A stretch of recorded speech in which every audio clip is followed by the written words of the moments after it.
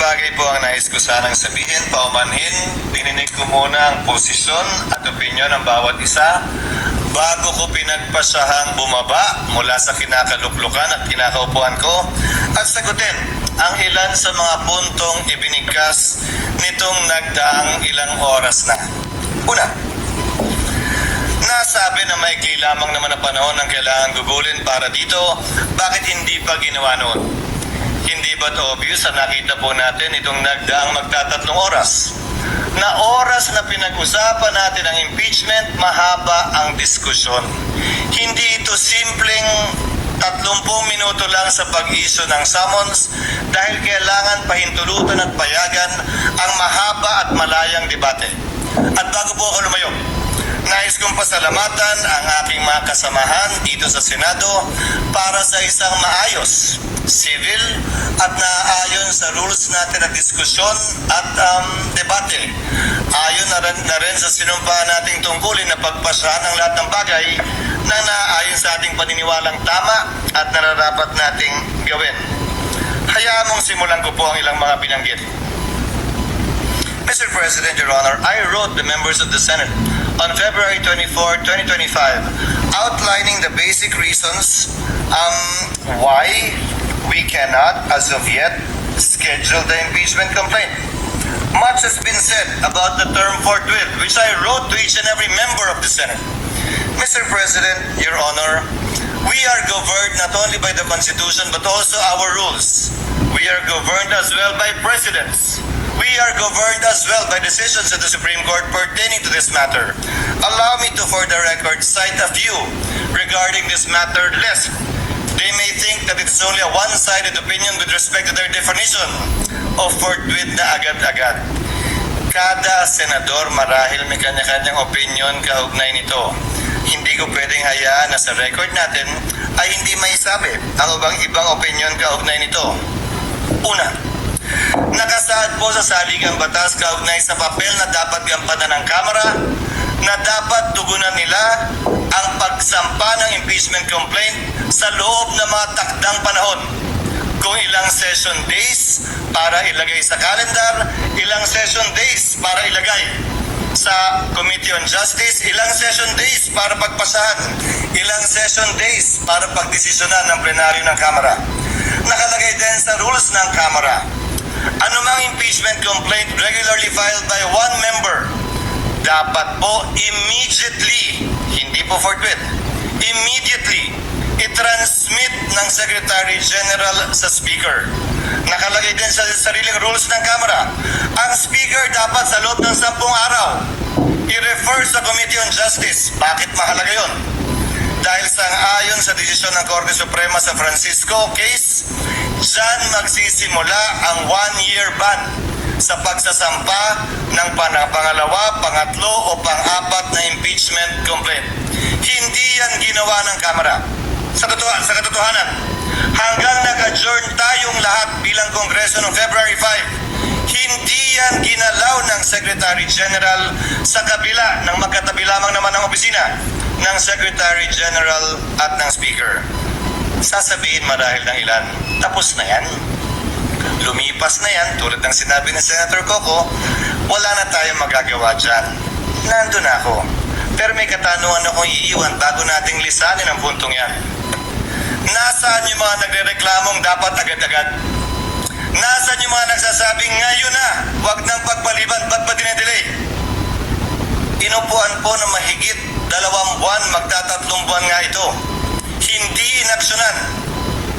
Wala naman ako narinig na nagreklamo na nasa na yung agad-agad. Sa kanila nakalagay immediately, may takdang araw pa. Yan ang paksa ng petition sa Korte Suprema ngayon na inihain ni Vice President Sara Duterte kaugnay sa pag-iiwas sa tinatawag niyang 1-year ban na nakasaad sa saligang batas. Now let me proceed to forthwith. I quoted this in my letter to all the senators.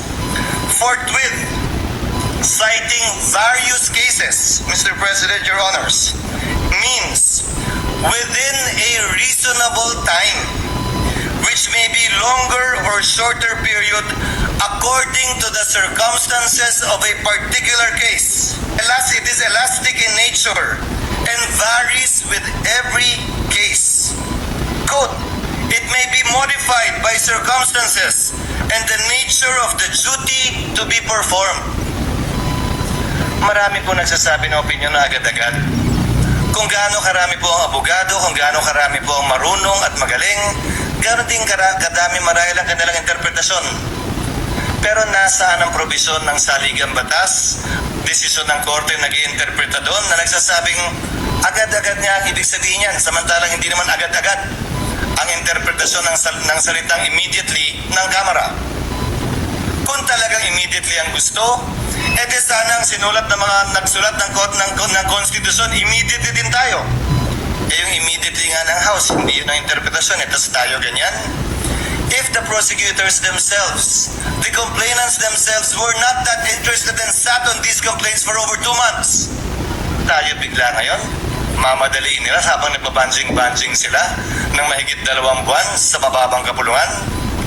Pangalawa, bagaman tama si Senator Pimentel at sang-ayon ako na pwede tayo mag-trial habang recess. Ginawa na po yan sa kaso ni Chief Justice Corona. Again, we are governed not only by the Constitution, by our rules, but also by precedents. Subalit, may malaking pagkakaiba. Dapat nasimulan, na-refer at nagkaroon ng plenary action sa articles of impeachment upang makonstitute ang impeachment court bago ito magpatuloy habang recess. Maraming nagsabi, mag-trial na tayo, mag-convene na tayo, sumampa na tayo habang recess. Sa pananaw at palagay ko, labagyan sa saligang batas at dun sa mga talagang gustong matanggal si Vice President Sara Duterte, dun sa mga galis sa kanya, inis sa kanya, gustong madali itong impeachment, para mo lang dinagdag, binigyan siya ng dagdag na balang questionin ito sa Korte Suprema dahil hindi po pwede yan. At hindi po ako papayag na mangyari at gawin yan dahil lamang gusto nila at nagmamadali sila. Sinabi ko na sa simula pa lang ng impeachment process na ito, 1 linggo matapos i-file yan dito sa Senado, 2 oras bago tayo mag-adjourn sa huling araw ng ating sesyon. Sabi ko, hindi ako makikinig, susunod o magpapadala sa sino mang pabor sa impeachment at ayaw kay Vice President Duterte. Hindi ako magpapadala sa ayaw sa impeachment at gusto si Vice President Duterte. Trabaho ko bilang tagapangulo ng Senado, hindi nga lang ako, trabaho nating lahat, na maging pantay at pareha sa ating pagtingin. Yan ang rason, hindi naman tsamba lang yun at nagkataon. Yan ang rason kung bakit ang babaeng sumisimbolo ng hustisya ay nakapiring. Wala dapat tinitingnan o tinititigan. Wala dapat kinakampihan dahil lamang nagkataong ganun ang nangyari. At dahil nagkataong ayaw ko siya ganyan ang gawin nyo. Let's go back to precedents, Mr. President. 3 lamang na impeachment complaint ang naitawid ng Kongreso patungo sa Senado na inabutan ko na matapos ang 1987 Constitution. 3 po lamang. Ang impeachment complaint laban kay dating Pangulong Estrada, ang impeachment complaint laban kay Chief Justice Corona, at ang impeachment complaint laban kay Ombudsman Gutierrez. Hayaan niyo pong isa-isahin ko. Isinampa ang impeachment complaint laban kay Pangulong Estrada Magno Nobyembre. Noong nag-recess ang Senado, tumigil ang trial. Nag-resume sila pagkatapos ng recess. May nagreklamo ba? May nagsabing, uy, portwita. Yan ang president ng Senado. Nung nag-trial at hindi binuksan ng second envelope, yun yung maalala, nag-walk out ang prosecutors, hindi na bumalik. Anong ginawa ng Senado? Wala ng prosecutor, wala ng interesado, dinismiss forthwith yung impeachment complaint. Dahil nawala na yung prosecutors. Tama nga naman. Hindi na pala interesado yung mga prosecutor. Ano pang gagawin ng Senado magtawag ng hearing? Sa kaso ni Chief Justice Corona, sinampa 5 araw bago mag-adjourn ng Senado. Nagsimula ang trial pag-resume pagkatapos ng Christmas break. Pero bago mag-break o habang break, nag-issue ng summons. Nagkasagutan.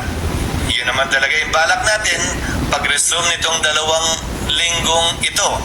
Yun lang, Mr. President, mga kasamahan.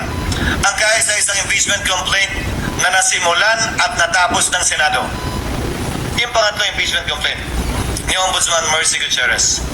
Final yan 3 araw bago mag-adjourn ang Senado sa kanyang regular recess, walang eleksyonon. Nung nag-resume, dun lamang sinet ang trial. Pero bago nag-resume ang Kongreso, nagbitiw si Ombudsman Gutierrez. Ano ang ginawa ng Senado? Walang trial, hindi kinonvene ang impeachment court, at sa Senate, dinismiss yung impeachment complaint. Pinagpasa nila.